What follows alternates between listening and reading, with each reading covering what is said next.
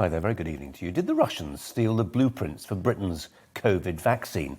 Government ministers have refused to comment on the story, carried first by the Sun newspaper, which quoted anonymous security service officials. Those officials suggested that they have proof that a Russian spy stole the data and passed it on to Moscow. This was allegedly something done by an individual in person. The Russians, who'd earlier been accused of using cyber attacks to obtain information, are said to have used it to create their own Sputnik vaccine. Straight to the Conservative MP, Bob Seely, who sits on the Foreign Affairs Select Committee. Bob Seely, really appreciate you joining us this evening. Thanks a lot for your time. What do you make of these allegations? And obviously government can't confirm nor deny, it's intelligence, it's not something they can talk about. What's your gut feeling? Okay, I mean, when it comes to this specific allegation, I don't know. I take it on trust from the Sun, and the Sun, to its credit, I know it's a tabloid, but it tends to research its stories pretty well. And clearly, if they were confident enough to run it, they think there's a strong chance that it's kosher. Put it bluntly. If you take a bigger picture, the Russians and back in the day, the Soviets have form. As do the Chinese, of stealing whatever they can. If they can't get ahead using their own intellectual property, they steal it from other people when it comes to planes and now when it comes to medicines. So they have form. Whether it's true in this case or not, clearly we don't know. But that's just to inject a note of journalistic cynicism. I mean, I'm very much with you. I think the Sun gets these stories right more often than not. But it's one of those stories where actually you could say this, and the likelihood of Vladimir Putin suing you is remote, to put it mildly. You say they'll steal what they can when they can. What's in it for them? Why would they have wanted to steal our blueprints for a vaccine? It seems an obvious answer, but spell it out for us if you would. I think because for the Russians, this was about pride. This was about using Sputnik vaccine for vaccine diplomacy. And if they had failed, like sadly the French had done, and we've knocked the French quite a bit, but if they had failed like the French had done, then I think it would have been it wouldn't have been a great look for the Russian regime.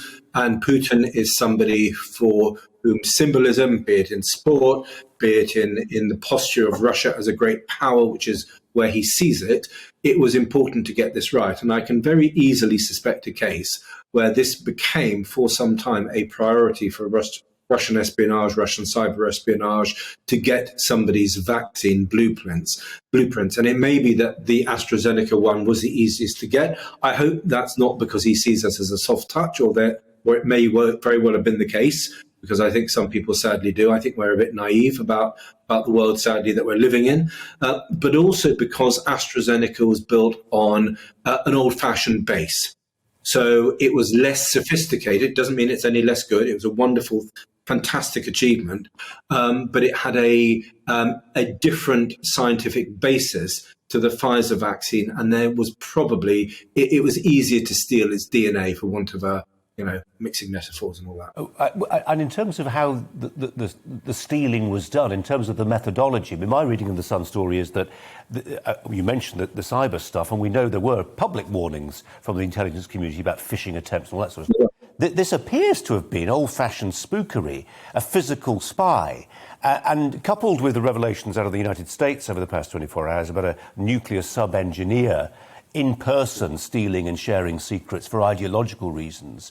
It is a reminder that for all we obsess, and I'm sure on the Foreign Affairs Select Committee you'll take lots of evidence from people talking about the necessity of spending lots of money on cyber, that actually the old human intelligence, human intel, still matters. Absolutely. Look, the Russians haven't given this up, and if they can do things using cyber, they will. And if they can do things using the old-fashioned methods of various different varieties, they will.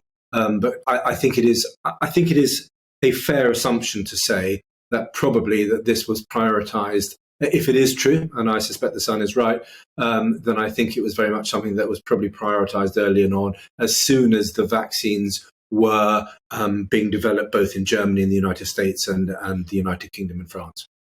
I mean, in a sense, it's worth bearing in mind that in all this, the British government, and Boris Johnson made the point on it last week in his conference speech, have been happy to share the fruits of our scientific labours in a way that hasn't necessarily been true of other nations. I mean, yes, Sputnik and the Chinese vaccine are used as part of that sort of client-state diplomacy. You scratch our back, we'll scratch yours. You do this for us. Here's the vaccine.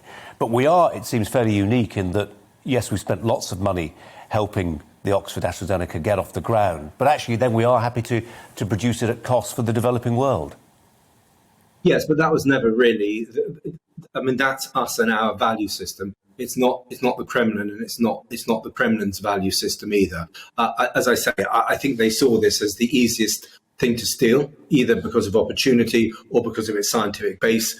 And I think, if it is true, they went for it. But I think there's a wider point here, which is about the resilience of the British state. I think we've been incredibly naive for the last 20, 25 years of the world that we're living in. And when it comes to our non-existent energy policy, which means we've exported our carbon footprint to China, along with all the jobs, and we're somehow virtue signaling the fact that we're cutting down on carbon use, when half the time we're just exporting it to other countries who care much less about it than us. Whether it's about PPE, whether it's about, I did a report with the Henry Jackson Society on our massive dependency on China, both for critical national infrastructure supply chains and for ordinary supply chains.